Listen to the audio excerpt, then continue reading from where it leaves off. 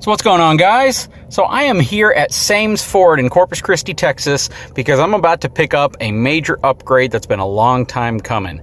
So I hope you enjoy the video. Talk to you soon.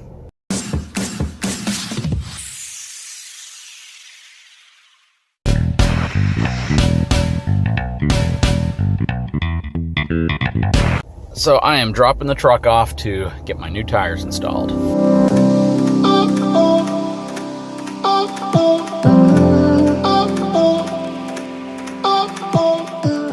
So when getting my new tires, I decided to go a different route. I went to the Ford dealership and I asked them specifically what they would charge for the tires I'm looking for.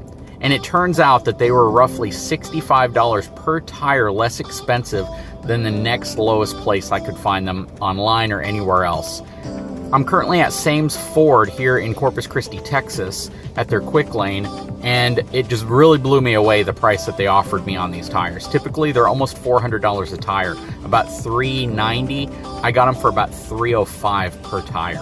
Now some of those places that are online offer about a $100 discount if you buy all the tires at the same time, but that still only equates to maybe a $16 difference in tire, and still much less expensive getting them here.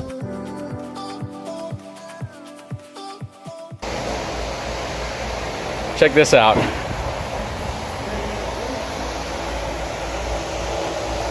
This is the rear hub assembly for the 450. It's a massive setup. Look at those brakes. Here's a front assembly. You can see that the lug pattern is bolted onto the hub right here, kind of as a spacer, but it's still a 10 lug pattern back here, even though it's a little narrower. Kind of interesting. Very, very cool setup. See everything from here. You take the wheels and tires off, you all of a sudden have great access to everything under these trucks. And if you're wondering why I put the airlift sticker here, I put it here just so anybody working on the truck knows that there's an airbag system, so nothing is accidentally extended too far, or any negative effect can happen. Here are the new tires being installed.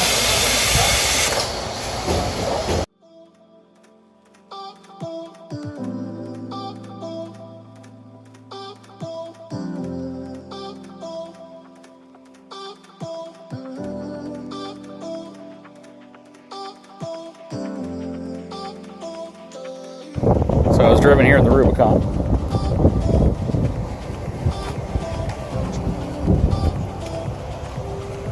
Wow, now that is a beefy tire. These are the Toyo M608Zs.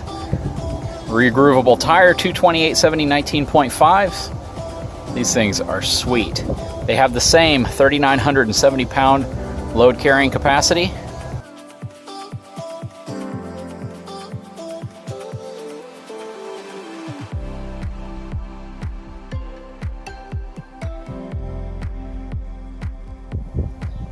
Now guys, you gotta admit that is one good looking tire. Look at that. These are really, really beefy tires. A lot of traction. They are even pre-drilled for studs if I ever travel up north and I go over icy or snowy conditions.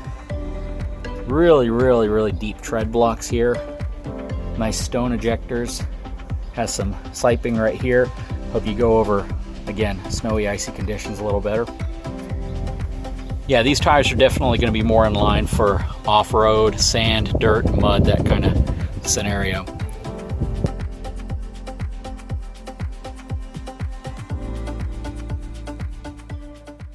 So I got the new tires on the truck, these 225/70 19.5 inch Toyo M608Zs. They are an all-terrain, more of a mud tire for a 19.5 inch wheel.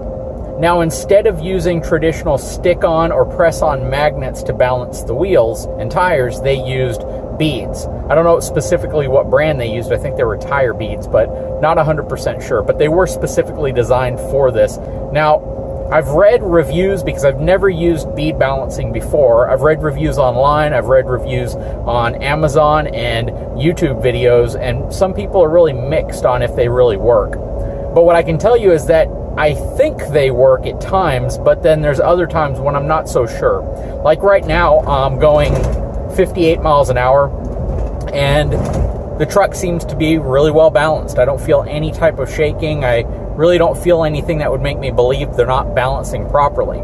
But then there's times I'm driving on roads that for some reason I remember being very smooth, but don't feel smooth anymore. So my theory is that they work sometimes, just not all the time. That they do a good job of balancing your vehicle over higher speeds on expressways and interstates, but maybe not so much when you're going at lower speeds, say 35 miles an hour on residential streets.